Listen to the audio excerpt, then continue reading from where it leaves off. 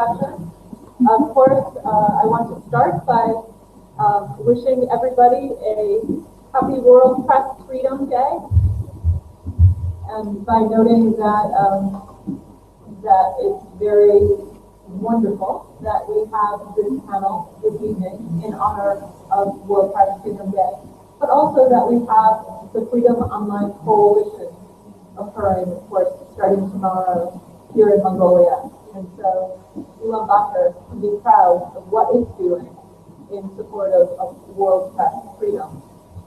This panel discussion is entitled Democracy and Free Speech, and we are hoping to put an emphasis on Mongolia's experience with democracy and free speech, especially during this important year of the 25th anniversary of Mongolia's decision for democracy. The panelists this evening are U.S. Assistant Secretary of State for Democracy, Human Rights, and Labor, Mr. Tom Malиновскien. And so Ulaanbaatar can be proud of what it's doing in support of world press freedom. This panel discussion is entitled Democracy and Free Speech, and we are hoping to put an emphasis on Mongolia's experience with democracy and free speech, especially during this important year of the 25th anniversary of Mongolia's decision for democracy. The panelists this evening are U.S. Assistant Secretary of State for Democracy, Human Rights, what it's doing in support of world press freedom. This panel discussion is entitled Democracy, and we are hoping to put an emphasis on Mongolia's experience with democracy and free speech, especially during this important year of the 25th anniversary of Mongolia's decision for democracy. The panelists this evening are U.S. Assistant Secretary of State for Democracy, Human Rights, world press freedom. This panel discussion is entitled Democracy, and we are hoping to put an emphasis on Mongolia's experience with democracy and free speech, especially during this important year of the 25th anniversary of Mongolia's decision for democracy. The panelists this evening are U.S. Assistant Secretary of State for Democracy, Human Rights, world press freedom.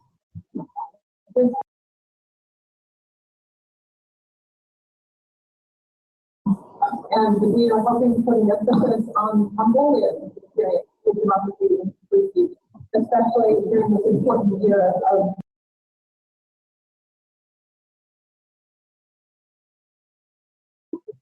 the panelists this evening are U.S. Assistant Secretary of State for Democracy, Human Rights, world press freedom.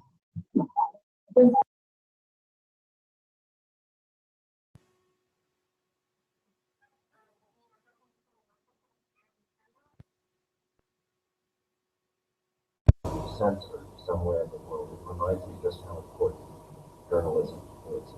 It wasn't important why the dictators and thugs and pirates and terrorists were in trouble of going after journalists.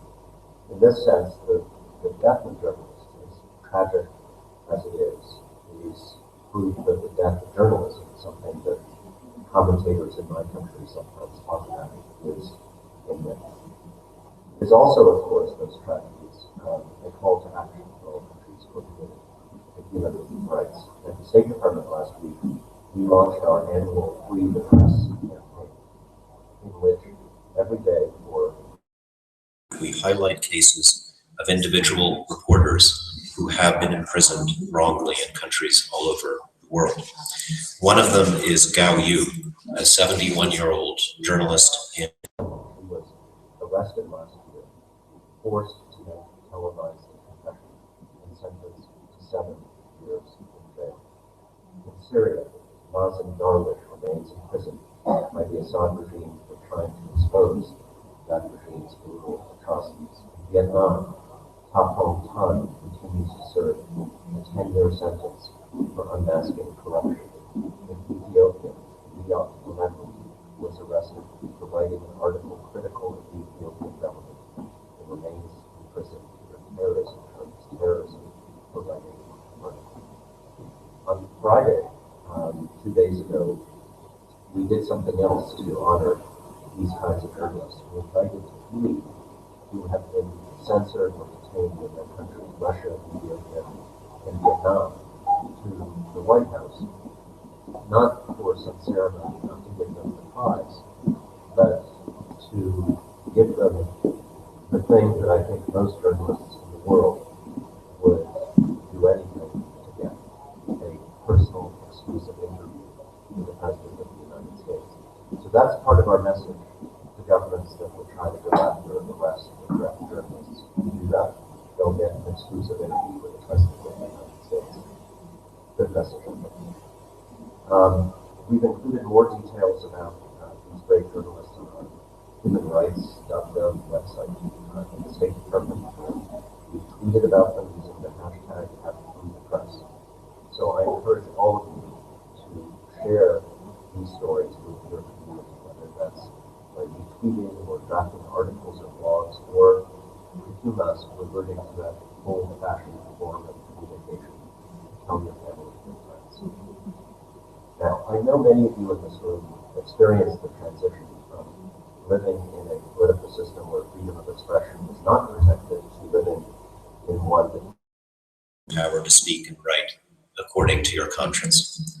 Arguably more than many of us in the United States and Europe, you know, if you are Mongolian, how important these freedoms are. It's been 25 years now since Mongolia held its peaceful democratic revolution. In an era that saw so much violence and upheaval, Mongolia provided an example of a swift and nonviolent transition to a government that listens to its people in order to, as we often say in America, form a more perfect union. As the Assistant Secretary of State for Democracy, Human Rights, and Labor, I wish there were a lot more Mongolias in the world. Mongolia has not rested on this significant achievement. It has used the last 25 years to enact reforms to protect human rights, expanding social and economic opportunities. Though there is still much, very much more difficult work to be done, the government has been trying to do what governments are supposed to do, removing restrictions on people to let them live the lives of their own choosing. Mongolia has also been recognized as one of the countries leading East Asia to a more democratic future. It's an active participant in important multilateral institutions like the Community of Democracies, the Freedom Online Coalition. It recently chaired the Security Forum of the OSCE, and we have our ambassador to the OSCE, Dan Baer, sitting way back there in the back, hoping I don't call on him for a question. It's been a strong partner of NATO, contributes above and beyond its size to UN peacekeeping. We're grateful for Mongolia's participation in these organizations to promote respect for democracy and human rights around the world. I'd like to share with you a quote from a speech by President Elbegdorj before the Community of Democracies. Mongolia, he says, stands ready to share her democratic lessons, achievements, and success. We stand open to discuss our mistakes, the ways to correct them, and to be studied by others. We are ready for action and engagement. Again, I wish there were a lot more Mongolians in the world willing to do all of those things. Now, it's important for countries that believe in these issues and share these values to band together, because we all know that the countries that don't believe in these values are banding together themselves now. And Mongolia's voice is particularly important. You are a democracy wedged between two countries with troubling human rights records and a history of censorship and suppression. You are the first country in Asia to participate in freedom online. You may be smaller than your neighbors to the north and south, but your willingness to lead on these issues, to stick out your neck, makes Mongolia distinctive in the region. It increases your voice in the world. And this, I think, is good for you too, not just for the rest of the world. You're more likely to attract foreign investment if you have a reputation as a stable country that respects the rule of law. Russia, for example, may have extraordinary resources, strength, a sizable market and population, but its democratic failings have been felt by its people in a very powerful way. A smaller country with similar problems of corruption and abuse of power is simply not going to be able to compete. Your comparative advantage is your reputation. Now, many factors have played a role in Mongolia's success, but there's no doubt in my mind that the free media has been one of them. You've also faced a question that every young democracy must answer when it suddenly finds itself with dozens of new publications and TV and radio channels operating with few rules or traditions to guide their actions. The question is, how do you protect media freedom while encouraging media responsibility? And it's a hard question. I would just leave you with this advice. Every country has good journalism and bad journalism. Every country has truth and falsehood in its media. But the government should not be the one deciding the difference between truth and falsehood. And the answer to bad journalism is not to put journalists in prison, even if we think that a particular story they published is untrue. Because when governments have the power to do that, they tend to use it against journalists who criticize them, against journalists who are just doing their job. The far better answer, in my view, is to encourage the media to adopt high standards of its own and to police them through strong mechanisms of self-regulation. Now, in your 25th year of democracy, the United States is eager to help you think through these challenges and build on your achievements. We thank you for your commitment to democratic freedoms and your leadership. You've set a powerful example, and I'm certainly not alone in recognizing the value of our partnership.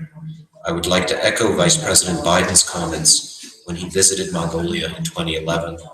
He said, "We are very proud to be considered a third neighbor.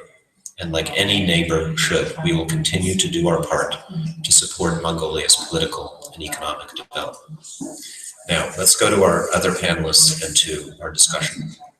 Up on the stage here today, as you heard, we have Ms. Dunya Mijatovic, who's the OSCE Special Rapporteur for Media Freedom, Ms. Oyundari, the Director of Mongolian National Broadcasting, and Mr. Jargul Saygun, a famous Mongolian political and economic journalist. Thank you all for joining us today and for sharing your expertise as we examine the relationship between democracy, free speech, and free press in Mongolia. So I'll now turn the panel over to them. And actually, I'm not sure who's going first. Do we have a volunteer? Dunya? Why not? You're outspoken. Thank you. Well, first, I'm honored to take part in this very important event, not to mention how important it is because we are here in Mongolia, in Ulaanbaatar, marking World Press Freedom Day. Today, I already attended an event organized by Open Society Institute, UNESCO, and Austrian Embassy, and I think we sent quite a strong message to Riga, to our colleagues celebrating, commemorating this important day in Latvia. At the same time, I also heard stories from civil society, from journalists present here in Ulaanbaatar about their concerns, about success stories, about their sort of way working with the government, but also certain concerns. And of course, at the end of a visit, after I meet officials, I will form, in a way, a view on what needs to be done here in Mongolia. Mongolia is very important for us at the OSCE. It's the youngest OSCE participating state. Mongolia joined almost 3 years ago. And what I can say, even before they joined, we engaged immediately on trying to find ways how my office can support and assist in issues that are important for Mongolian civil society and for the government. I can also welcome a very open door policy when it comes to engagement with my office. And this also started even before Permanent Council, Ministerial Council decided to have Mongolia on a board as our 57th participating state. Of course, we did many analyses, assessments, we engaged in legislation, in recommendations to the government, but for me the most important issue is to listen to journalists and to civil society. And what I can say and agree with you, Tom, that of course I wish there are more Mongolians and more countries that are following the path that Mongolia is moving forward in relation to freedom. But at the same time, I think we need to be very realistic and also to expect more moves and less words. Not just here, but in many other countries. And I think this is just the right day to mention those things. There are issues that are not really problematic in Mongolia. As I heard it from civil society and from journalists, there are not journalists sitting in prison, they are not beaten on the streets. And of course, this is something we need to note and recognize as a very important step. At the same time, I think there is a need for some bold steps forward in relation to better legislation, on easing the pressure on public service broadcasting, on independence of regulatory authority, on media ownership. Transparency laws is something that we need to see moving forward. And my favorite subject, defamation. I would like to have Mongolia decriminalizing defamation. I think that would be a historic moment for this country.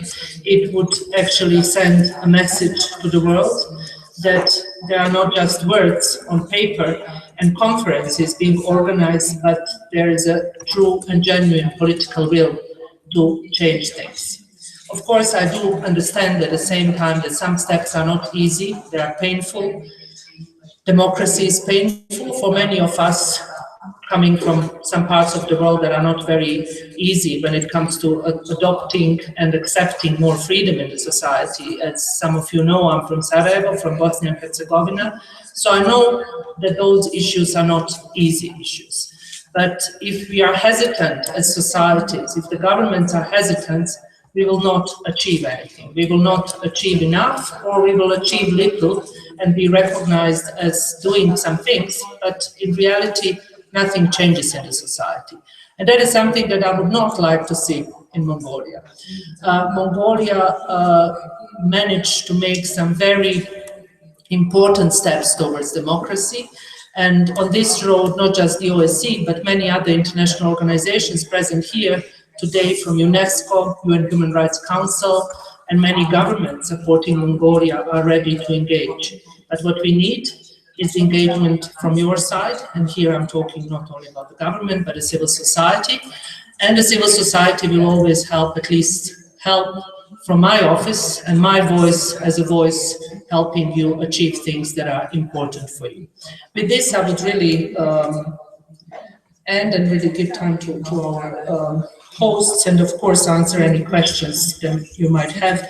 But at the same time, I would once again like to wish us all happy World Press Freedom Day. And also I would like us to pause and think of all journalists around the world who lost their lives, and for all the ones that are sitting in prison as we speak. Thanks, Dunya. I wanted to ask Ms. Oyundari to maybe pick up on a couple of the themes that Dunya mentioned and I sort of touched on as well, with respect to media freedom here in Mongolia. As Dunya said, journalists aren't killed and taken off the streets and put in prison. There isn't overt censorship. So in many respects, we put Mongolia in the free category. I know that in my job when I look at the horrors in so many parts of the world. Fortunately for Mongolia, I don't spend a lot of time thinking about Mongolia. That's always a good sign. But that said, many of us have heard about problems with media ownership, perhaps a degree of self-censorship, of course the defamation issue, which we both touched upon. So I guess my question for you is, Mongolia's press is free, but is it truly independent? And do the Mongolian people, can they completely rely on the media to provide objective information and to hold government of whatever political party accountable?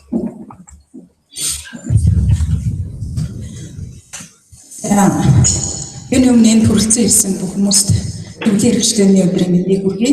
Тэгээд энэ чухал сэдвээр бас панел зохион байгуулж байгаа зохион байгуулагч нартай бас талархлаа илэрхийлье.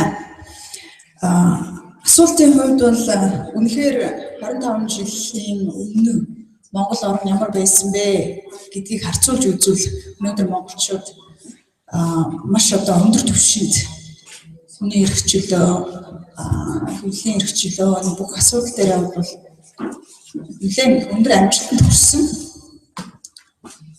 Гэхдээ өглөөний нээлттэй нэгэн бүрэлдэн дээр яригдсан асуудалтай холбоотойгоор авч үзэхэд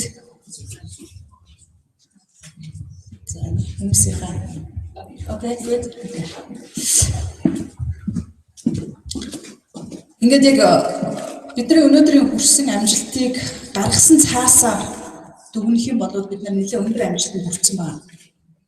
Цаасан дээр бид нар бол нэлээд олон үндшийн үндсэн хуулиас эхсүүлээд хүний эрх хэрэгчлөө, хэвлэлийн эрх чөлөөний талаар чухал заалтууд бол бүгдээрээ бичигдэж, батлагдаж өдийг хүрсэн. Гэхдээ яг өнөөдөр амьдрал дээр ямар байна вэ? Зөвхөн өнөөдөр нээлттэй нийгэм хүрээлэнгийн хэвлэлийн эрх чөлөөний шагналыг авсан сэтгүүлч Эрдэнэ цэцгийн кейсийг аваад үзэхэд зүгээр л нэг Азийн дугаарыг наймаалцж байгаа тухай жижигхэн сурвалжлагын төлөө тэр хүн 2 жил шүүх цагдаагаар эрүүгийн хэрэг үүсгэдэг. Ингээд 2 жил бол явсан байж байгаа. Тэгэхээр өнөөдөр зүгээр л төрийн дундаж албан байгууллагыг шүүмжлэхэд сэтгүүлч яг ингээд шоронд оруулж гисэн тийм хэмжээний бол тамлалт гэж хэлээд тийм зовлонтой байдалд бол өнөөдөр хүрч байгаа. Тийм учраас өнөөдөр 25 жилийн Монголын ардчил биднэрт тийм үзэл санааны шиг зүгийг бол сайхан зааж өгсөн боловч тэрэнд хүрэх бодит алхмуудыг бол хараахан бий болгож чадаагүй байгаа. Биднэрт бол маш их хийх зүйл байгаа. Хамгийн түрүүнд бид нар өнөөдөр ямар нэгэн байдлаар хэтэрхий энэ жижигхэн зах зээл дээр маш олон хэвлэл мэдээллийн байгууллага байна гэж шүүмжлэнгүүтэл яаж энийг хумх уу гэдэг тийм хамгийн түрүүнд тийм контролдох тийм шийдвэрт эрх баригчид хүрэх гэж оролцдог. Гэтэл өнөөдөр үнэн чанартай яг тэр шийдвэрийг гаргах гэж байгаа их хурлын гишүүд нь өөрсдөө энэ олон хэвлэл мэдээллийн хэрэгслүүдийн эзэд нь нууц эзэд нь байж байгаа. Тийм учраас дээрэс нь өнөөдрийн манай парламентэд ямар нэгэн гаргаж байгаа хуулийнхаа өмнө олон нийтийн хэлэлцүүлэг улс суурьтай судалгаа шинжилгээ хийж асуудал ханддаг юм практик хууль хийхин тулд ажиллах тийм регуляшн нь тогтож чадаагүй байна. Тэгэхээр ийм нөхцөлд өнөөдөр 25 жилийн туршид чөлөөтэй байж байгаа үндсэн хуулийн тэр чиг заалтын дагуу чөлөөтэй байж байгаа өдний хүрчсэн энэ зүйлийг бол өнөөдөр хэвлэлийн эрх чөлөөний хуулийг энэ парламент төгс сайхан гаргаад ингээд манай медиа орчин сайхан болно гэдэгт бол итгэхийн аргагүй байгаа. Тийм учраас өнөөдрийн парламентэд сууж байгаа гишүүд нууц эзэмшлээ ил тод болгоогүй байгаа цагт судалгаа шинжилгээтэйгээр хуулийг гаргах гэж оролддог болоогүй цагт хэвлэлийг зүгээр л орхих гэж би бол уриалах гэдэг. битээ энэ одоо хэмжээ мэдээллийн асуудал дээр хууль гаргах гэж ямар нэгэн дүрм журам тогтоох гэж оролдоо. Бид нар үндсэн хуулийнхаа чиг баримжаагаар өөрийнхөө редакцийнхаа дотоод дүрм журмаар өөрөөсөө ингээд хөгжөөд явах бүрэн боломж бол өнөөдөр Монголын хэмжээ мэдээлэл байгаа гэдгийг хэлэх гэж байна. За нөгөө талаас одоо монголчууд ярьдаг хүний чанарыг таних гэвэл эрх мэдэл мөнгө хоёр өгөөд үзэж. Өнөөдрийн Монголын ардчлалын хамгийн том шалгуур бол яг энэ болж байгаа. Мөнгө эрх мэдэл өгөөд үзэж байгаа. Өнөөдөр хэвлэлийн эрх чөлөөний төлөө хамгийн тод чангаар дуурч исэн ардчилсан нам эрх баригч болонгуудаа нөгөө мөнгөтэй эрх мэдэлтэй болонгуудаа хилжсэн зүйлсээс буцсан алхмуудыг хийж гисэн. Энэ дор би зүгээр өөрөө бол дотор нь байсны үед маш их харамсдаг. Энийг зогсоох тийм хүч надад бол байгаагүй хувьд.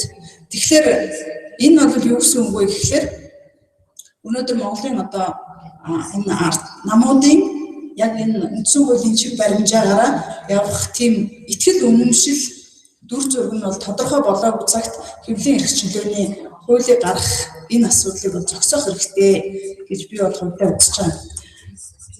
За тэгэхээр түрүүний хэлсэнчлэн одооны өглөө бас хэлжсэн цаасан дээр бол бүх юм сайхан байж болно. Гэхдээ өнөөдөр бол бодит амьдрал дээр Монголын хэвлэлийн эрх чөлөө тийм сайхан биш байгаа. Хэдийгээр одоо бид нар бол шоронд ороогүй ч гэсэн үргэлж мөнгөний шоронд бол байна. Мөнгө бол биднийг шоронд хийж байгаа. Зөвхөн одоо олон нийтийн хөл мэдээлэл хэрэгсэл манай байгууллага дээр гээд аваад үзэхэд бодлогын төсвийн хуулийг батлахдаа төсвийн 50% хасч баталсан. За энэ нь бол одоо үнэхээр энэ том байгууллага их илүү их зардал гаргаад байна. Одоо муу ажил хийж гэдэг юм уу тийм ээ ийм тодорхой судалгаан дээр үндэслэж энэ шийдвэр гараагүй. Зөвхөн одоо нэг их хурлын гишүүний зарласан нэвтрүүлгийг түрүүний одоо миний өмнөх ерхий захирал хассны төлөө тэр их хурлын гишүүн одоо уурандаа энэ төсвийг хилцэхдээ ерөөсөө эдний байгууллагын 50% хасна гэдэг ингээд хасж байгаа.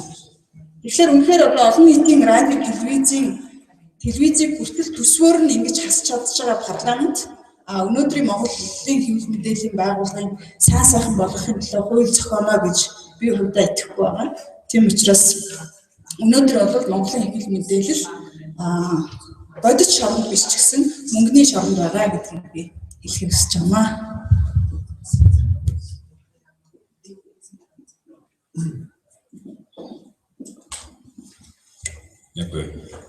Well, thank you very much for this opportunity to express some thoughts as a person who is writing every week in Mongolian and in English blogs, which are on the current issues. I try to approach it from non-political view because there are very few media or people who are not related to any political party in this country. In a way, and I also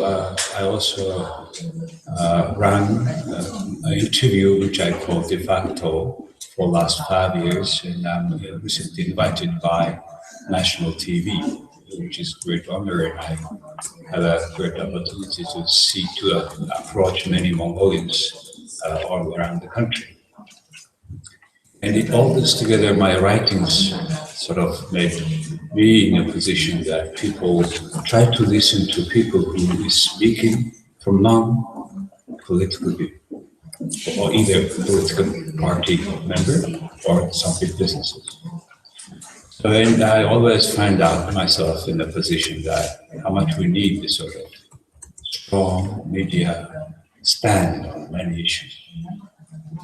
Once I got a document on tax authorities, Lambata district tax authorities having a huge sum of up to $500,000 award for fulfilling their plan of tax collection. So we checked what's going on, and it turned out that it was illegal.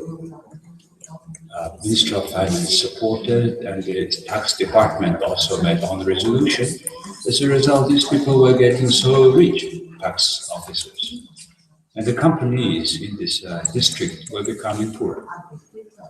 I raised the issue, and the government had a good reaction, I believe, and they had to. And they have changed the head of department, tax department, in the state level, and the district level. So sometimes this sort of reaction also happens. But what I want to tell you today is Mongolian journalism today is a reflection of Mongolian governance quality. And that quality is not good, because many parliament members, officers, politicians, leaders, they have own media, directly or indirectly. There is no report who owns what. Definitely they own. And that's why this small market of small, maybe $10 million most advertisement market can afford hundreds of TVs and newspapers. And many of them are running with loss for years. They have become very active during the election. Hell active. You will be surprised how powerful they have. So in fact, financing of media, ownership of media are to be official, disclosed, as well as financing of political parties of Mongolia. Mongolian corruption starts from political parties.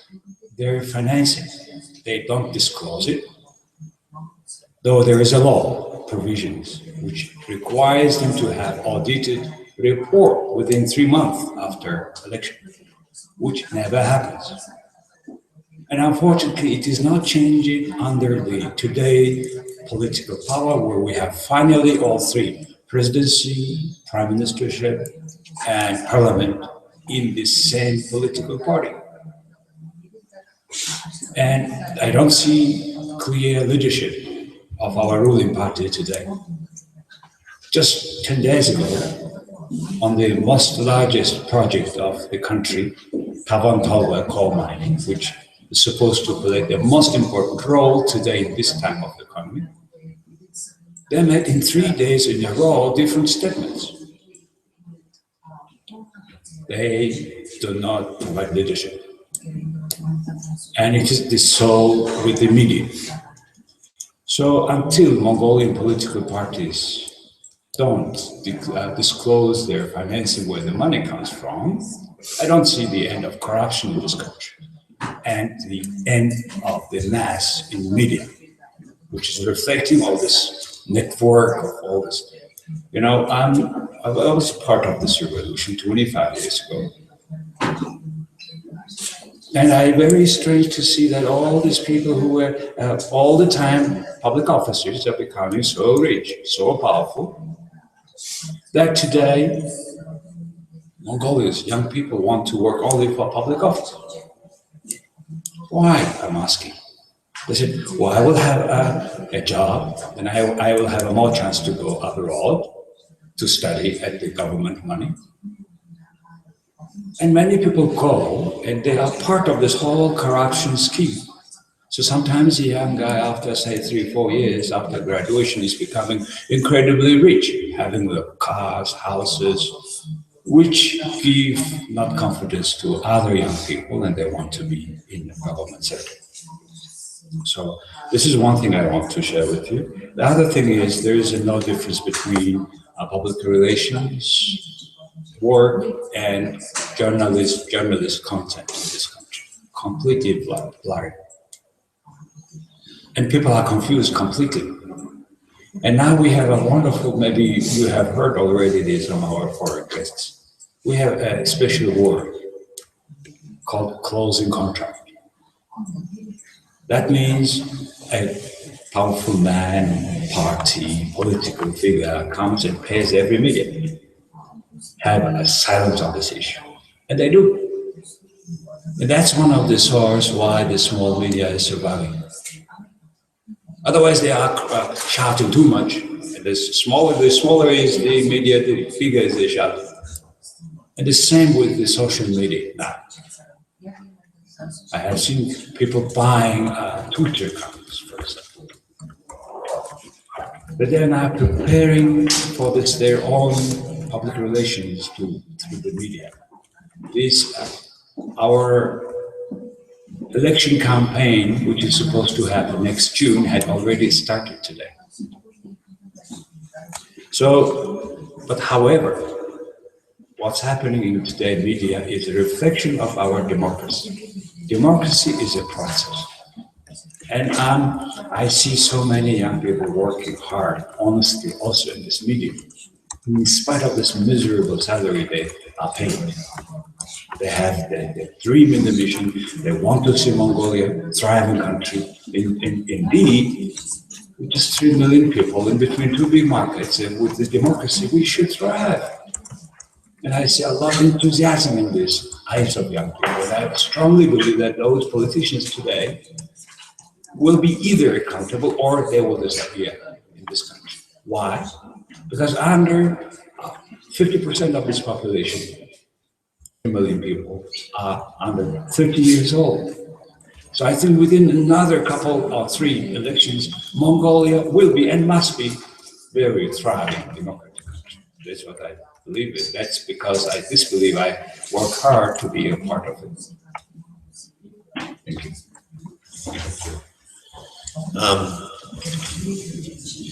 Well, I think what you have described is probably a universal problem in the development of a free media in a free society.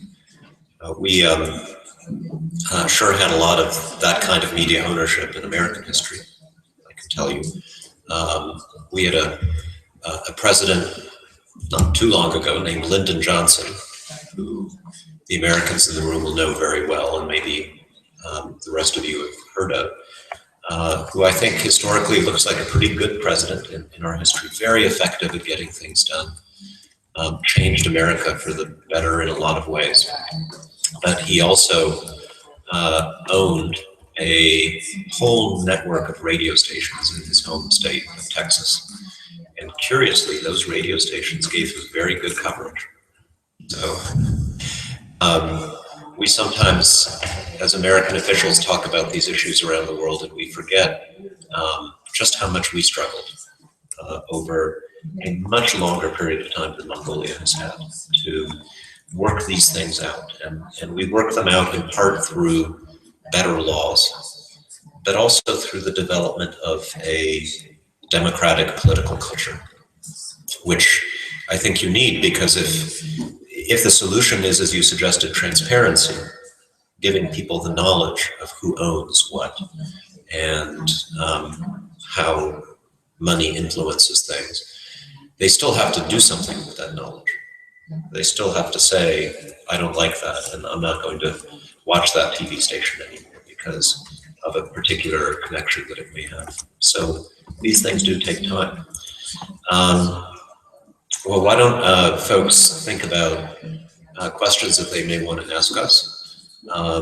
And as you do, maybe let me go back to this question of defamation, which a couple of us raised. And with that, I think, comes the issue of how do you promote high standards of conduct and truthfulness in the media if you agree with, I think, all of us here on the panel that criminal defamation is not the best way to do it. So if you're not going to do it through the criminal system, what do my fellow panelists think is the right model for dealing with what are often very legitimate complaints about newspapers and media outlets that get an audience by telling lies, which also often happens in young democracy. So for anybody who wants to chime in. I can just say, if I may, but what we do and how we see things at the OSCE, it should definitely be part of the civil administrative code in our sort of call for decriminalizing any kind of speech, we are at the same time recognizing that there should be tools and possibilities for people to press charges on issues they find defamatory. But what we see in this country, in Mongolia, and in many other countries, that mainly public officials are using this right. Here, as I heard, and according to the information that my office has, most of the cases here in Mongolia are started and the charges are pressed by public figures and politicians. And this is not a way to go.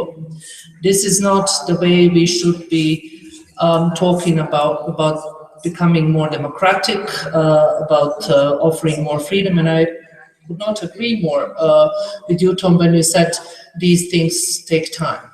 Yes, that's true. But at the same time, I think the countries, they need to be more bold in their approach and in changing society, at least on the issues that are not too problematic. And in a way, defamation is very problematic. And I'm talking based on the practice we have, for example, at the European Union. Most of EU countries have defamation criminalized, which is a very bad news. And I'm also trying to promote and to work with the EU countries to tell them don't do this. But they say, you know what, it's just on paper. And it's true, it's not used for the decades. But as long as it's there, the chilling effect and the possibility for journalists and people to be prosecuted is there. I think it's even more important for countries in transition to decriminalize than for so-called all democracies. Because it, in a way, it can offer possibility to ease the pressure on journalists, on civil society, on citizens. And it is, again, a genuine sign that the government is serious in actually promoting and respecting media freedom. And in this, that's of course going to be one of the topics I'm going to discuss with high-level officials here in Mongolia. The implementation of those laws is another difficult step, but this is something that we can work on together on procedures, bylaws, using best practices, working on self-regulation, empowering press councils, also talking to media about code of conduct. This is the way you can increase professionalism, but not by restricting, not by criminalizing speech. I know in Europe there are different rules than in the United States. Coming again from my part of the world, from Bosnia, the main issue was hate speech. But I firmly believe the most important law that was adopted in a country was the law decriminalizing defamation, no matter how difficult it was. It opened the door for people to understand why it is important to say things, even the things that are for some parts of the society sensitive, painful, taboos, dogmas. It offered possibilities. So it is not going to solve problems, but in a way it can be a very important and positive step. Kyrgyzstan, for example, was the first Central Asian state to decriminalize defamation. It was a huge step forward. Unfortunately, they recriminalized it following example of Russian Federation in the past, I think 8 months, that the process actually started on special provisions, which is of course a huge step back. And in this world that we live at the moment, and more countries putting more restrictions on media, I think this message on decriminalized defamation coming from Mongolia would even have a greater impact on many other countries that are striving for more democracy and more freedom. Thanks, Judy. Anyone else on this question? Ер нь миний бодлоор бол одоо түрүүн би бас эхнийхээ үгэнд хэлсэн. Бид нар өнөөдөр үндсэн хуулийн үндсэн чиг баримжаагаар Монголын хэмжээ мэдээллийн эрх чөлөө бол хүний эрхтэйгээ үг хэлэх эрх чөлөөтэйгөө ингээд явж байгаа. Тэгээд Бидний гол зорилго бол өнөөдөр яг хэвлэл мэдээллийн орчны хуулийг хийхээс өмнө эхлээд хэвлэл мэдээлэлтэй холбоотой ямар нэгэн хоригдсон заалтыг одоо гарч байгаа хуулиудад оруулахгүй байхыг хамгаалах нь нэгдүгээр баг зорилго болж байна. Нөгөө талаас бид нар одоогийн өргөн бариад хэлэлцүүлэх гэдэг байгаа хэвлэл мэдээллийн хууль бол үндсэндээ бол далайн өсөн уулын оройг буюу одоо яг хэвлэл мэдээллийн байгууллагыг зохицуулах тухай асуудал байна. Цаана байгаа тэр эзэдийг зохицуулалт энэ дээр бол байх. Тийм учраас бид нар хэвлэл мэдээллийн эрхчлөөний тухай хуулиас өмнө хэвлэл мэдээлэлд хөрөнгө оруулах тухай хууль, түүнд тавигдах шаардлага, хариуцлагын одоо хязгаарлалтын тухай хуулийг эхэлж хийвэл харин их зүг болох болов гэж бодож байна. Тэгээ мэдээж өнөөдрийн өргөн барьж байгаа эрүүгийн хуулиас нэр төртэй холбоотой, хэвлэл мэдээллийн байгууллагатай холбоотой заалтуудыг асуулах нь бидний нэгдүгээр зорилго. Хоёрдугаарт нь хооштой гарах бүх хуулиудад орж байгаа хэвлэл мэдээллийг ямар нэгэн байдлаар хязгаарлагдсан оролдлогуудын заалтуудыг хянаж хасчих. Ер нь бол өөрийнхөө зах зээлийн зарчмаараа явах тэр нөхцөлийг бүрдүүлэх ийм чиглэлд бол ажиллах зүйтэй байх. За тэгээ нөгөө талдаа би дахин хэлэхэд ер нь бол хэвлэл мэдээллийн эрхчлөөний хуулийн үндсэн санаа одоо өргөн барьж байгаа энэ төслийг бол бид буцааж авах хэрэгтэй гэж бодож байгаа. Яагаад гэвэл өнөөдөр өнөөгийн парламент бол судалгаанд суурилдгүй их тийм субъектив байдлаар асуудалд ханддаг учраас хэвлэл мэдээллийг зөв зохицуулах чиглэлийн хуулийг гаргаж чадна гэдэгт бол бид нар итгэхгүй байгаа. Хоёрдугаарт нь энэ парламентд суугаа маш олон гишүүд өөрсдөө хэвлэл мэдээллийн эзэд байж байгаа нуугдмал эзэд. Гуравдугаарт нь 16 оны сонгуульд өгчихсөн энэ цаг үед хэвлэл мэдээллийг зохицуулах хууль гаргана гэдэг нь өөрөө цаг хугацааны хувьд бас эргэлзээ төрүүлж байгаа. Тэгэхээр ийм гурван шалтгаанаар бол хэвлэл мэдээллийн эрхчлөөний хуулийн өргөн барьж байгаа энэ хуулийг бол бид нар татаж авах хэрэгтэй гэж үзэж байгаа. Тэрний оронд бид нар эрүүгийн хуулиас заалтуудаа асуулах. За тэгээд одоо гарах улс төрийн намуудын хууль, сонгуулийн хуулиудад хэвлэл мэдээлэлтэй холбоотой түүний хязгаарлагдсан редакцийн хараад бус байдалд замлал хийх ямар нэгэн оролдлого заалт орохгүй гэдэгт сонор сэрэмжтэй байж түүнийг хамгаалж үлдэх нь хууль шинэ хууль гаргахаас илүү ач холбогдолтой байхаа гэж үзэж байна.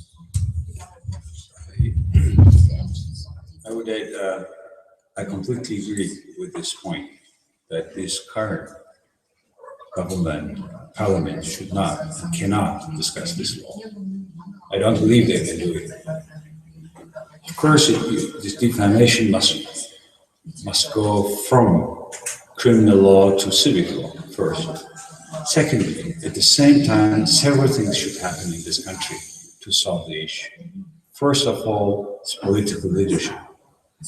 Public governance transparency, not semi-transparency, complete transparency and accountability. First of all, inside of that, political parties financing and campaign financing disclosures. You know, maybe you were talking about the radio in Texas. Here, a person can donate about $1 million to a political party, and he is guaranteed to be a parliament member. Another 1 million, you have administration. So this sort of things happen. So they are selling in a way public offices like currency. They use it like that. So this one and the last one is to be also the code of conduct of journalists. And these things, the third one is education, broad education, broad people about all this, also code of ethics. So there's the three things at the same time to be happening in this country for that solution of this problem. Let's go to the audience. Is there anyone who'd like to pose a question or back all the way back there?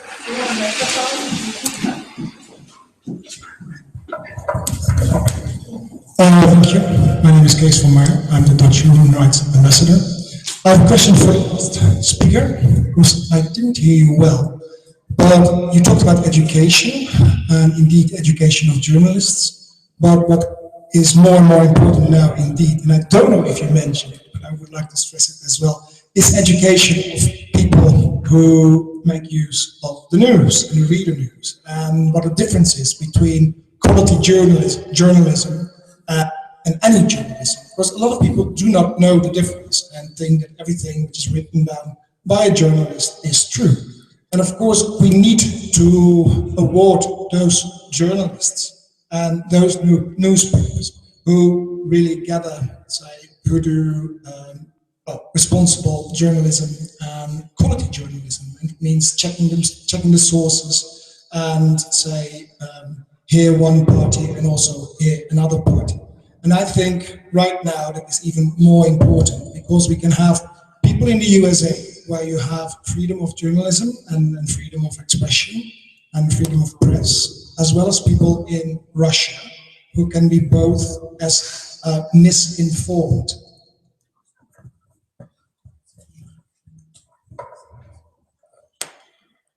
Misinformed by public officers or government, yeah. If there is not strong journalism from people, independent people, yeah, it may happen. It can be happening any minute. So I completely agree with educating the public on these issues, of the substance of the issues from different perspectives of the politicians. So that's what I try to do every week, at least from my side. And there are several associations, coalitions. We are keep going, beating, but it goes slowly. Thank you. За баярлалаа. Тэгээд би нэг 3 минутанд батаагаад нэг санаа хэлье. 2001 онд Монголын 10 гаруй сэтгүүлч Америкийн нэгдсэн улсын төрийн департаментийн шугамар Америкийн нэгдсэн улсад очиж хэвлэл мэдээлэлтэй танилцсан байгаа. Тэдний нэг нь би байсан. Бид нар 2001 оны 8 сарын 10-нд буцаж ирсэн. 1 сар 1 хоногийн дараа 9 сарын 11-ний тийм аимшигт бодлого болсон. Нэг сант юм аа.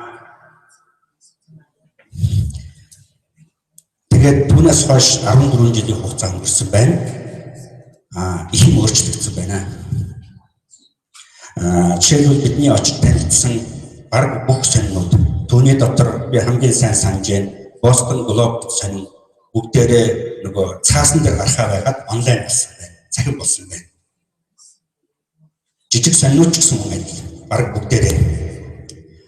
Хоёрдугаар төрийн департаментийн тэр мэдээллийн алба гэж байсан санаж байна.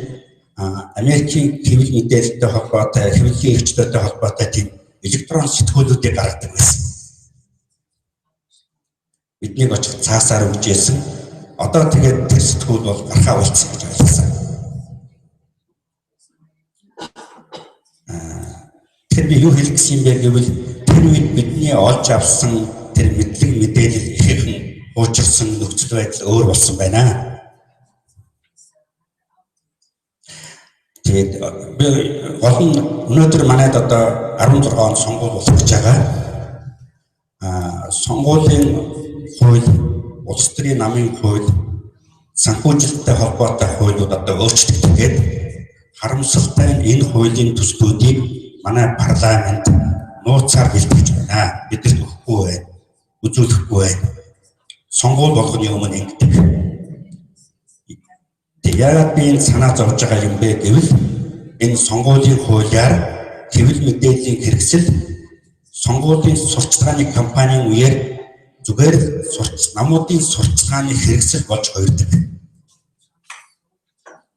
Үүнийг нөгөө тэнцвэртэй мэдээлэл байх хэрэгтэй, бүтэхгүй байх хэрэгтэй гэдгээр тайлбарладаг. Тийм учраас одоо ингээд тэгэхээр интернетэд болохоор Америкт сонгуулийн үеэр хэвлэл мэдээллийн хэрэгсэл яаж ажилласан тухай материал зөндөө байдаг л да. Гэхдээ тэр төрийн департаментийн тэр 2003-4 оны үед гарч ирсэн сэтгүүл шиг тийм ойлгомжтой манай нөхцөл тааруулсан тийм байдлаар бэлтгэсэн материал өгүүлэгдэж байна. Ялангуяа тэр сонгуулийн хуулиар хэвлэл мэдээллийн үйл ажиллагааг яаж зохицуулдаг юм бэ? Хуулийн зохицуулалт.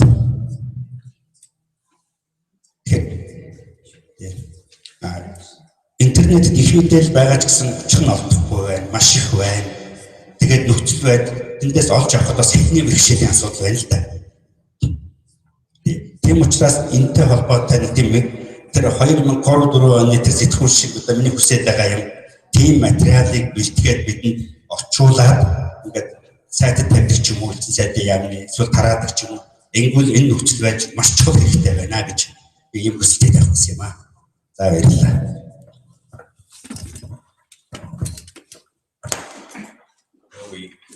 We still get that State Department bulletin. It just comes on our email, not on paper. And from a much wider variety of sources than I think it did 15, 20 years ago, which is a good thing. I think we're better off, but I think the flip side of that is that there really isn't an equivalent in my country for the American people, kind of something that consolidates news and information from many different sources. Well, you can find it online if you look for it. But one thing that we worry about in our democracy is that people tend to go to sources of news that they agree with. So if you are politically on the right, you tend to get information from sources that are politically right and politically left, the same thing, which tends to draw people further apart. And that's something that we are struggling to figure out in the United States. Let me go to His Excellency and Plenipotentiary Ambassador Bear. Hi, I'm Dan Bear, I'm the U.S. Ambassador to the OSCE.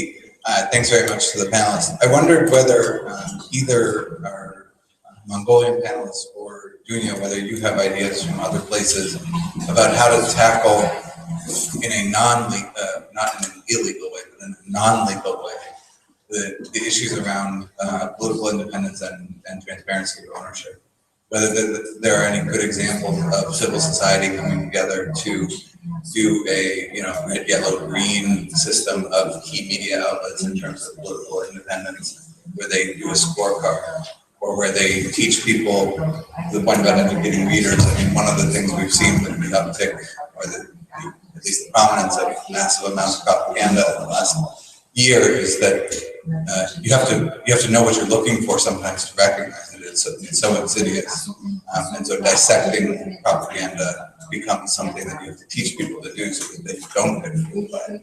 And I wonder what, in a practical way, whether you've seen civil society take on projects to either create a voluntary registry where media sources can voluntarily disclose who their ownership is, and thereby you create a reason to the top, or whether there's examples of civil society in particular countries rating the biggest media outlets in terms of their political independence. Briefly say about one, because the best thing is to talk about cases that we dealt with. A good example we experienced as an office is our work in Georgia, in a country that is also going through a very difficult process. Civil society in Georgia actually started not just telling us, but many other international organizations, and also lobbying with the parliament, with the government, the previous government, and they are continuously working and trying to influence also the current parliament and government on the implementation of a very good law that they adopted. We engaged in talks with the government some years ago, telling them how important it is that they have law on ownership and transparency.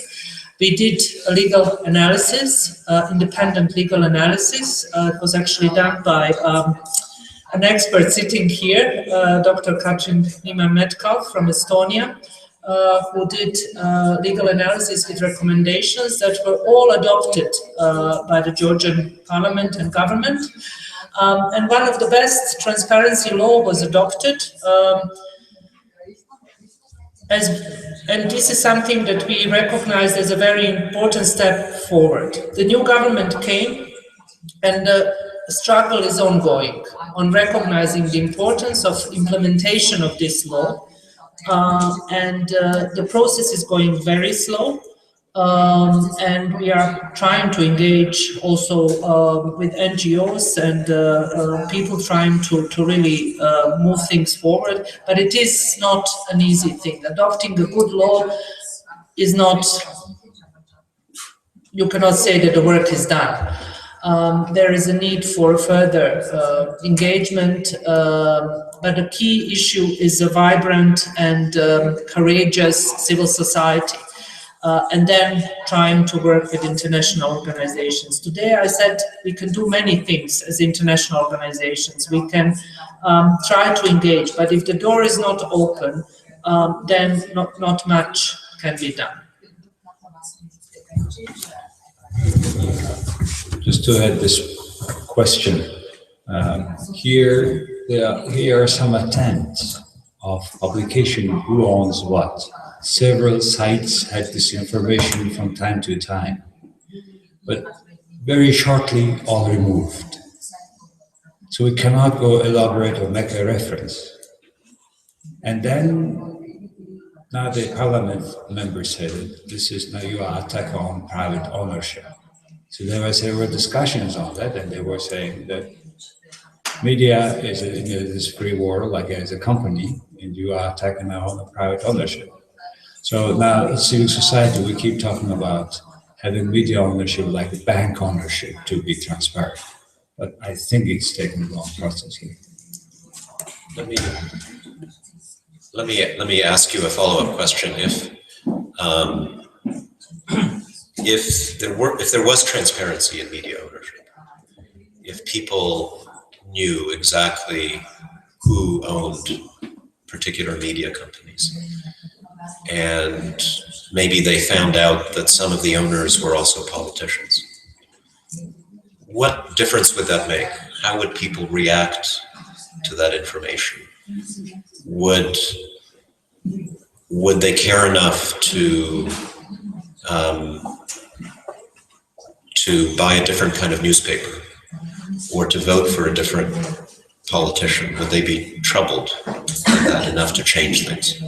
If the media ownership are transparent in this country, people would follow the voting patterns of the politicians. Because usually when the conflict of interest come, those politicians either have a silence or in our procedure they travel somewhere and they don't appear to the whole.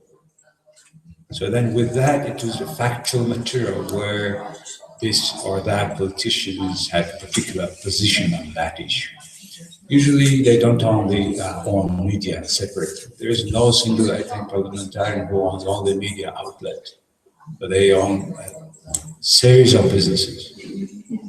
And there is not that seldom that the minister has a business in his own industry. And I think until the last minister, who is a lady for agriculture, everybody was there. A minister who had always their own businesses. And their own business were thriving. And we have a list of things to disclose now.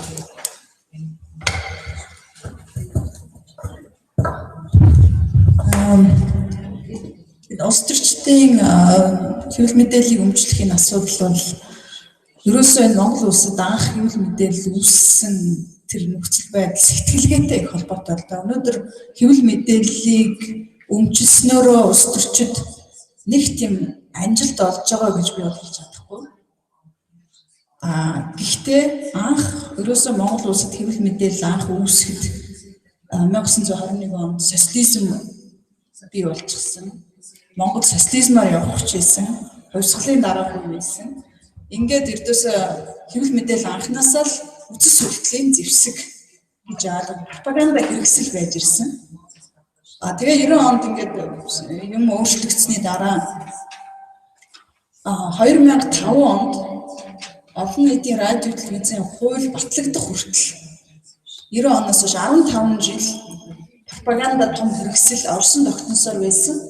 Тэр хооронд нөгөө нэг бусад одоо засгийн газрын бус цөөх болсон улс төрийн хүчнүүд тэрнийг давах гэж одоо хувийн телевизүүд байгуулсаар агаад одоо ийм үргийн хэмжээний маш олон яг бизнесийн байгууллага биш, хэвлэл мэдээллийн байгуулагч биш, цэвэр одоо ийм улс төрчдийн хэрэглээр болсон ийм систем үүсчихсэн юм аа. Өнөөдөр улс төрийн намууд, улс төрчид зүгээр л ер нь улс төрч хүн бол хэвлэл мэдээлэлтэй байх ёстой юм гинлээ хийж тэрийг эзэмшдэг болохоос тэндээс улс төрийн ашиг хонжооч болж байгаа юм байх бах, нэг бизнесийн ашиг олж байгаа ч юм байх бах. Тэгээ нэгэнт үүсгэсэн энэ системэд яаж зохион байгуулах авчраа олохгүй ингээд байгаад байгаа юм болов уу? Тийм учраас зах зээлд нь найдаад хайхан зөвөө гэсэн би зөвхөн бодолтой байд юм аа. Нөгөө талаараа бид нар одоо яг нөгөө энэ хэвлэл мэдээллийн хэрэгслийг хэрэгжилж байгаа хэрэглэгчд маань хэр одоо боловсрсан бэ гэж зөвхөн одоо human rights гэдэг одоо хүний эрхийн асуудлаар одоо монголчууд нь судалгаа явуулах юм бол энэ хүний эрх гэдгийг бараг хэдэн зуун янзаар тайлбарлана. Хүн болгоо өөрөөхөө тайлбарладаг. Яг л биднэрт энэ систем дотор хүний эрхийн тухай, хэвлэлийн өвчлөлийн тухай, чөлөөт хэвлэлийн тухай нэгдсэн тийм ойлголт гэж байх. Үндсэн хуулийн дээр байгаа үндсэн одоо core элементүүдийг ч бид нар бол нэгдсэн тэр энэ нийгэм ийм юм шүү гэж тодорхойлж чаддгүй. Тийм учраас өнөөдөр яг тийм олон нийтэд зориулсан ядаж үндсэн хуулийн судалт гэдэг юм уу те нийтлэг ойлголтын тухай суур ийм боловсрол үнэхээр чухал байна. Тийм учраас олон нийтийн радио телевиз бол энэ дээр нэлээд төлөвтэй бодлого явуулах хэрэгтэй гэж би боддог.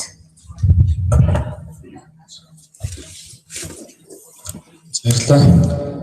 Монголын төвшөд нэгдсэн хэллэгийг төлөөлж хэлж байна. Тэгээд манай байгууллагууд бол яг сүүлийн 3 жилийн хугацаанд бол нэгэн зүйлийг бол соёлыг бол хэвшүүлэх гэж хичээж байгаа. Тэрний үнэхээр их алиа харгамжийг бол арх дарсгүй бол тэмдэглэдэг. Дээр нь улс төрчдийг бол өрдөггүй.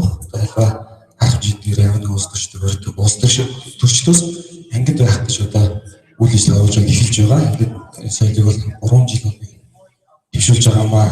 Ер нь хэвлэл мэдээллийн хэрэгсэл өөрснөө улс төрөөс ерөөхдөө ангид байх ёстой. Улс төрийг бол одоо хямдаг одоо дөрвөн засаглалын үүргийг бидрүүл биелүүлж явах ёстой. Харамсалтай нь одоо энэ дөрвөн засаглалын үүрэг буюу улс төрийг хянах энэ механизм үндсэндээ бол алдагдаад улс төрчид маань өөрсдөө өөрсдөө хувийн хэвлэлтэй болсон.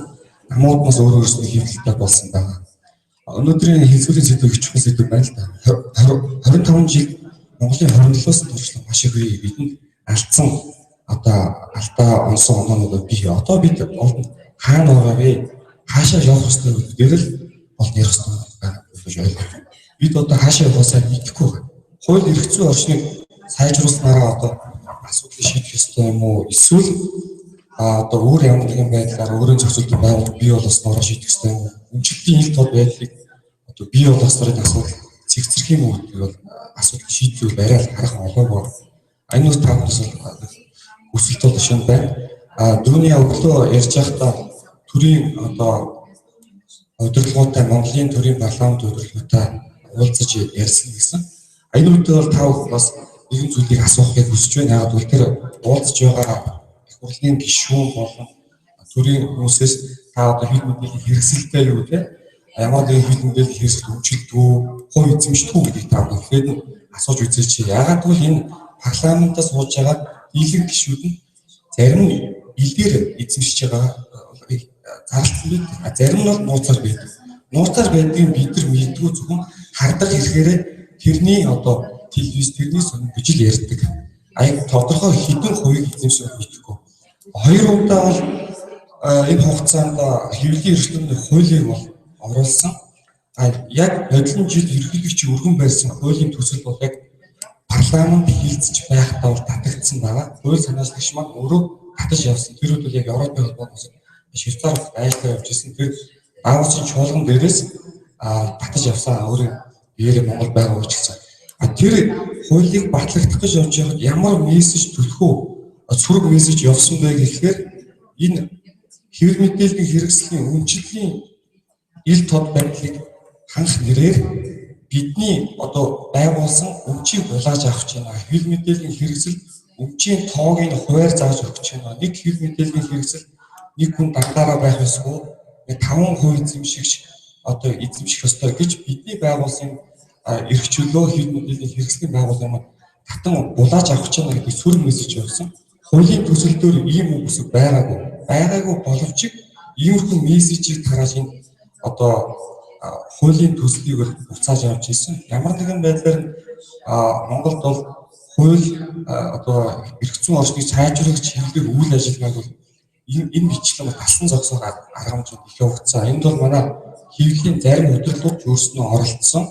Мөн мэдээж нь бол дээр бол эцдүүдийнх нь одоо зааврын дагууч оролцсон гэж ойлгоод. Тэгэхээр та бүхэн яг одоо манай Монголын парламентын болон төрийн сургалтуудаа уулзахдаа энэ асуудлыг асууж бидэнд хийж өгнө үү те эргээд мэдээлэл. Яагаад гэвэл бидэнд бол одоо ямар нэгэн тодорхой мэдээлэл байх байгаа. Мөн өмчлөлийн ил тод болгосноор тэр хүмүүсийн өмчийг хурааж авах гэдэг хэлбэр биш ээ. Зөвхөн энэ бол соёлыг бий болгож байгаа юм аа. Тэр өмчлөө ил тод хэдэн хувь эзэмшнийгаа хийснийхаа төлөө одоо тэр байр суурь ил тод болохоос биш. Тэр хэвлэл мэдээллийн хэрэгслийн чиглэл ил тод болох ёстой ш. Одоо ямар нэгэн байдлаар одоо хурааж авах те одоо нэг шиг нэг асуудал байхгүй маа. Энийг бол буруу ойлголт гэдэг яваад байдаг. Тийм ойлголт байгаа. Гэхдээ бол тавхас эцсийн үсгт бол энэ 25 жилийн одоо бидний олсон алдаа оноог минь дүгэн зэрэгэл ер нь хаашаа явсан дэлхийн аль чиглэл рүү явж байгаа юм шиг л зөвлөгөө өгөх сайн байна.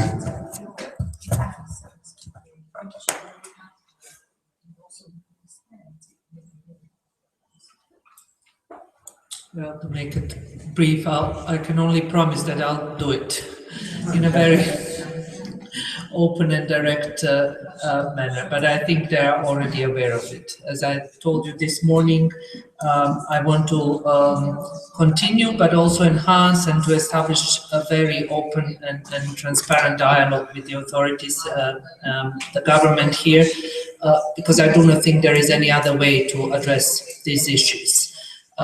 So of course, media transparency, ownership will be one of the topics, with also a clear message that we are ready to engage and to help and to offer our recommendations, legal analysis, best practices from other countries, and we'll see. I'm optimistic.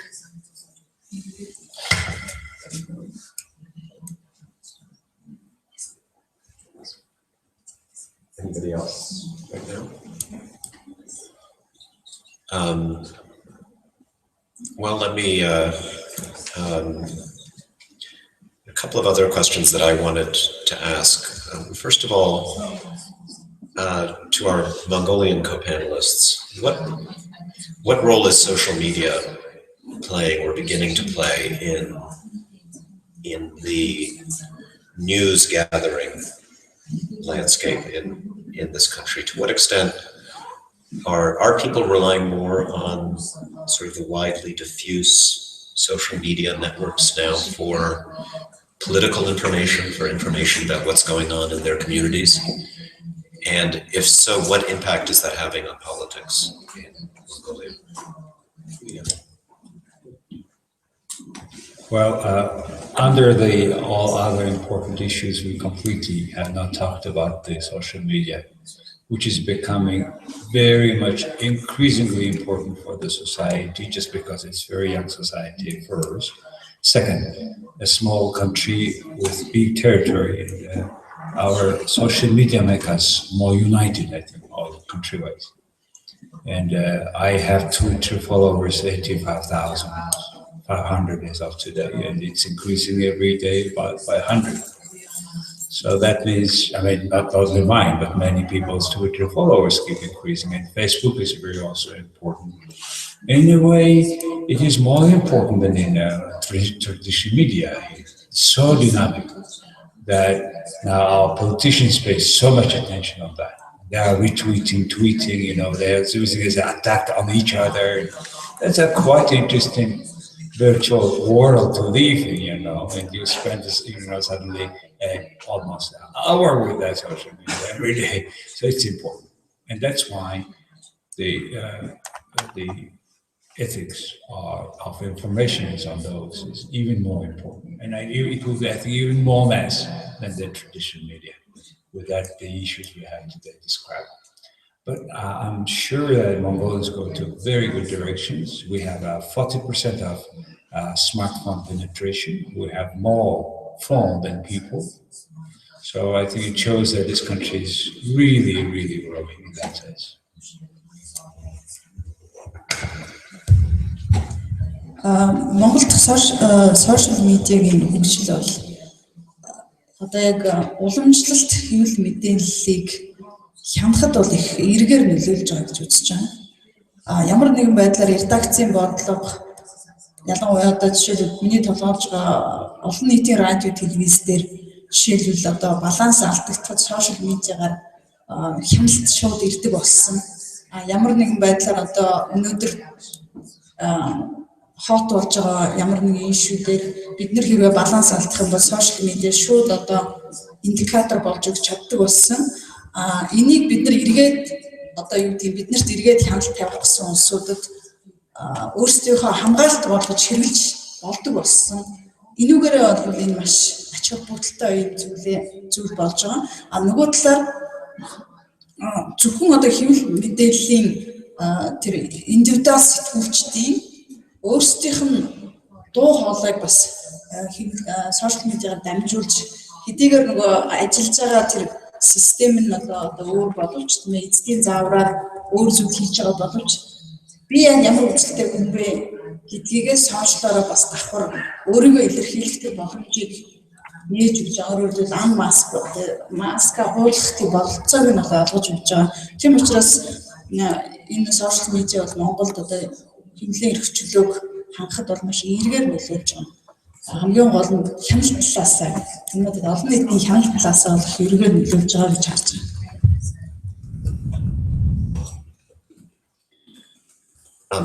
I can't believe that you're so sensitive to the number of followers that you have. My Twitter handle, by the way, is @Malinowski. Very, very simple. Just throwing that out there. Yeah, just tweet. You're tweeting while we're up here, right? Yes, all the time. Oh my God. I'm much more old-fashioned. Are there, does Mongolia have anything like a fact-checking website? And by that, this is something that has become a bigger deal in the United States. A website, or in some cases a column in an old-fashioned newspaper, run by a professional journalist who checks the facts in either other news stories or in speeches that politicians give. So if a politician gives a speech and says, you know, last year my opponent's policies cost America 10,000 jobs, he will then check that and do the math and figure out, is he telling the truth? Is it supported by the facts? Or an article in another newspaper that makes a factual assertion. So there's an objective place that will evaluate whether all of this information out there that's coming out is in fact truthful. I don't know if you have something like that yet in Mongolia. No? Well, all you need is one journalist and one student research assistant who probably isn't being paid. How about that? We have a Tsirinjo who does such kind of checking specifically on the public television and radio.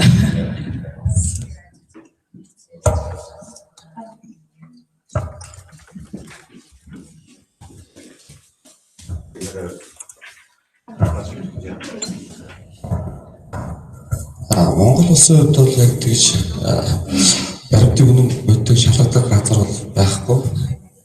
Ганц шалгах боломжтойгоос хууль шүүх жилж болно. Одоо тухайн сэтгүүлчин бичсэн зүйлийг бол хам эзэн шатнд бол шүүхийн шатнд л одоо үнэн худлааг нь ганц тогтоох субъект нь бол байдаг. Тэрнээс нар бол мэдээ нэвтрүүлгийг нийтлэхээс өмнө бол баримтын өргөн бодоод улс төрчин хэлсэн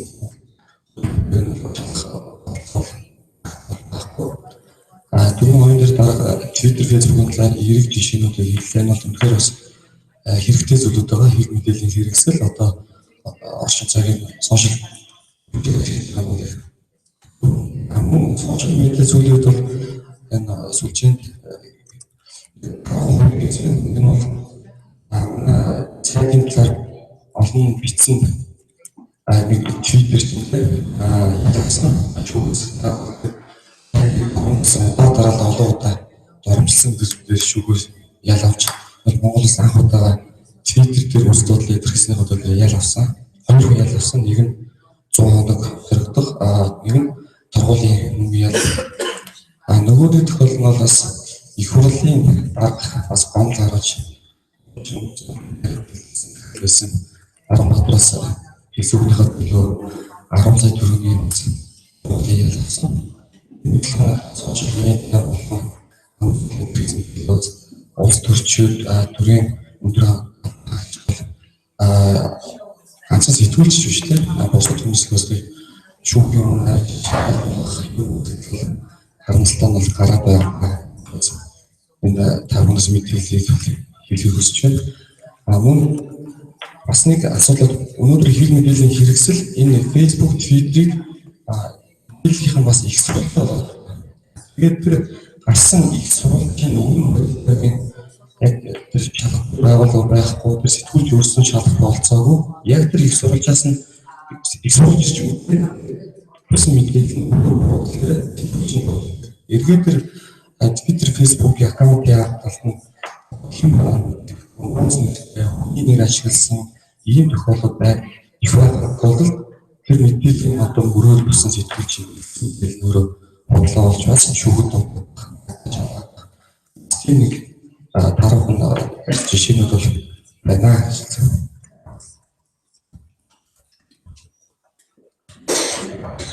When it comes to social media, I think there are many issues that we can say that are extremely positive here in Mongolia. Today I heard that from the 3 million, 2 million people have access to the internet, which I think it's extremely important, and that it is growing, rapidly growing, particularly also in rural areas, which I think is, really a significant and very important step forward.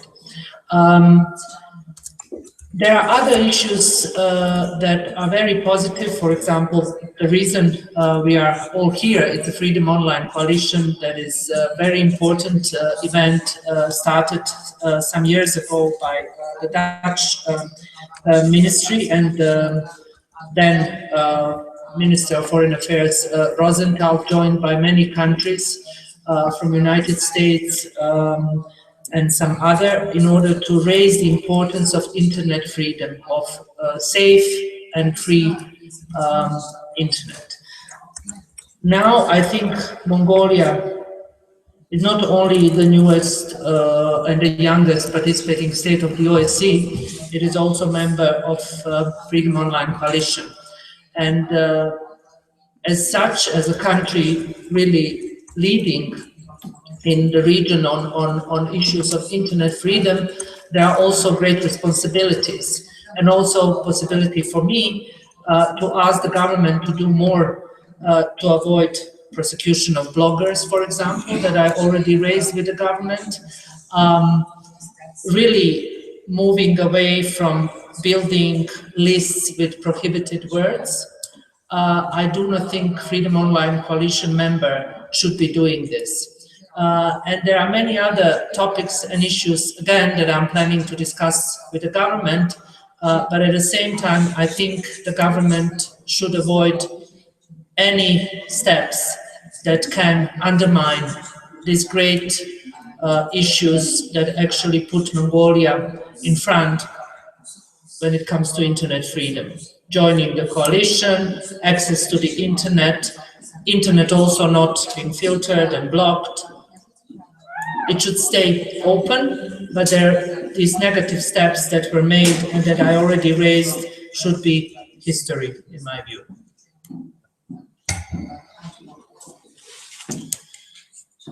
Has anyone in the audience been tweeting while we've been? Sorry. Hold on 1 second. Has anyone been tweeting? Raise your hand if you have been. 1, 2, 3, 4. Okay. I love Twitter, but one problem with social media is that we are on our little machines and we don't talk to each other. So everybody who raised their hand has to ask a question using their voice. But this person was standing up first. За баярлалаа. Тэгэхээр би энэ түрүү мэдээлэл юу байсан те мэдээллийн мөрөөр шалгагдсан тогтолцоо байгаа юу. Тэгэхээр манад сая энэ хэлсэн л да мэдээллийн мөрөөр шүүхтэр төлөө шалгагдаа гэж. Тэгэхээр энэ шүүхтэр авсан шалгагддаггүй маа гэж хэлдэг байна. Яг тэгэхээр стүүч гэдэг юм уу аль нэгэн тусгайлаа илэрхийлээд мэдээний бичснийхээ төлөө эрүүгийн одоо хариуцлага хүлээхээр эрүүгийн хэрэг үүсээд шалгагдаж байгаа тэр стүүчийн бичсэн мэдээний нийтлэлийн үнэн бодиттой эсхийг бол шүүх тогтоодоггүй. Өөрөөр хэлбэл манад хоёр концептын мөрдөн шалтгаалтай хоёр өөр концепт яваад багш байна. Нэг нь болохоор албатай тэмцэх газар. За албатай тэмцэх газар болохоор албатай тэмцэх газар гэхээр энэ албан тушаалтан гэдэг хэрэг үйлдсэн үү? Тогтоогдохгүй байна гэдэг талаас нь үйлдсэн тогтоогдохгүй байна гэдэг талаас нь мөрдлөгөө нөгөө 1 second, I think we have a.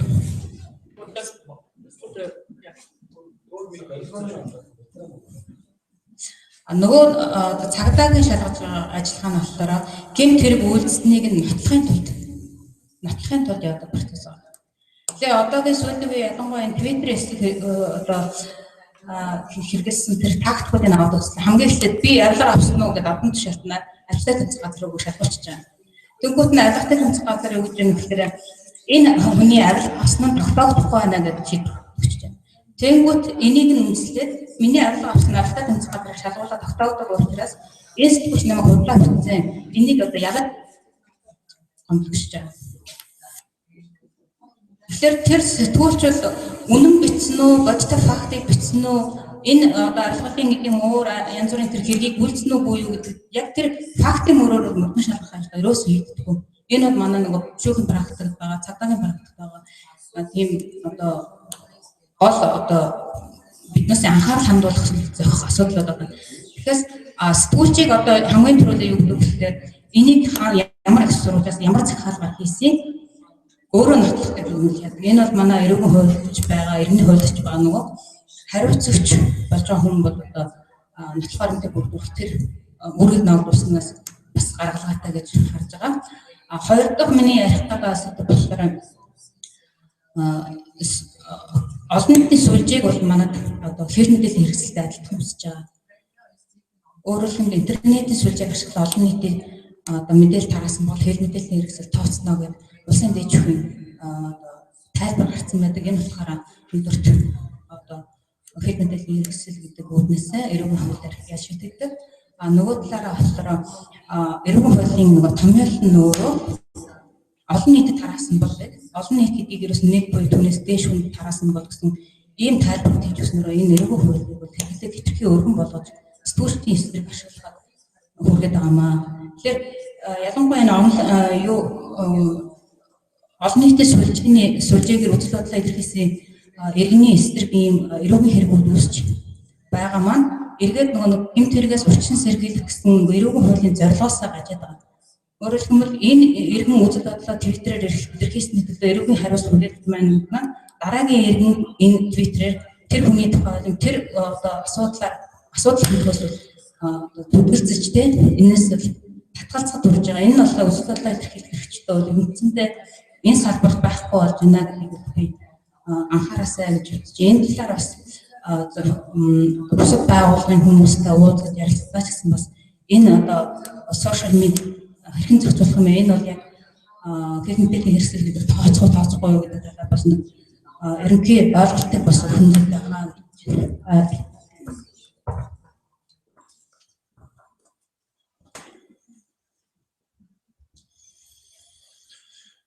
All right. Anybody else?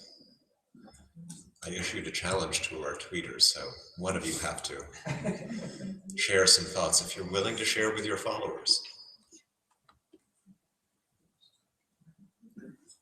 No, public shame doesn't work.